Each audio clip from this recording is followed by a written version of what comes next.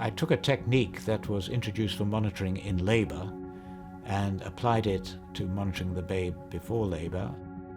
I did the first antepartum CTG and very quickly learned that yes, you could see the dying baby, which we couldn't know about before, and you could dive in and save them.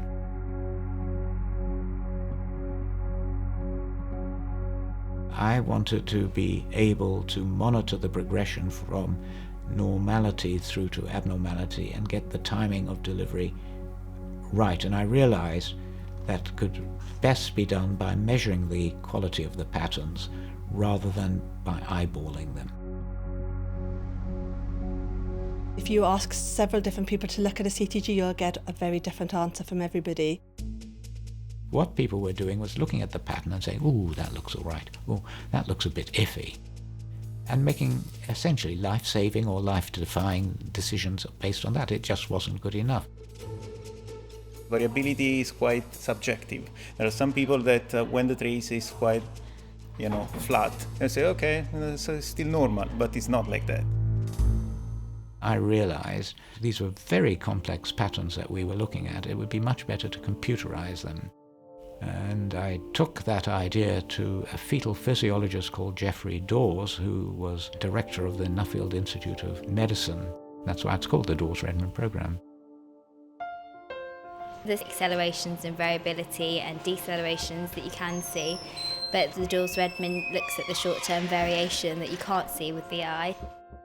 It measures all the attributes of the heartbeat, and it has a library which at the moment runs to about 100,000 of these traces. Features within that library have been grouped into what are called criteria of normality, and whilst the Dawes Redman system is running, it looks to see if the criteria have been met. The thing that Dawes Redman takes out is the opinions. I think it's just having something you can look at in black and white, having numbers, having something you could show a doctor as well.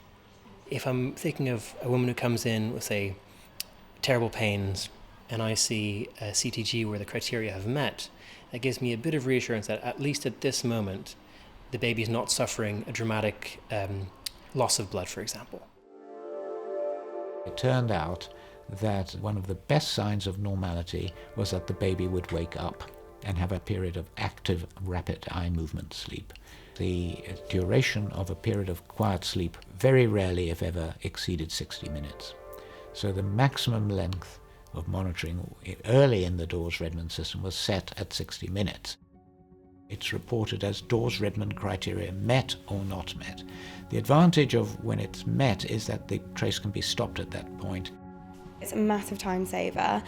We used to have people on the CTG in my old trust for about 20, 30, 40 minutes, whereas here with the women and babies that you're happy with, it meets in 10 minutes, and it means that you can use your time more effectively. The trial we did a long time ago showed that in 1,000 traces we could have saved 200 hours of midwifery time. We had a case, was 35 weeks pregnant, the patient, and the baby had a really flat CTG that was not meeting the criteria. Based on the CTG, we decided to deliver that baby, and the baby came out alive, but with really poor gases. The scan was normal, growth was normal, but CTG was abnormal. So CTG in that case saved that baby. It is a direct way of monitoring the health of the baby's brain via looking at its heart rate. It's completely reliable within the territory it's been built to operate. It never fails in that sense. How on earth can you work out any system, the smallest cell or the whole of the universe, until you start measuring? It's the beginning and the end of any objective analysis.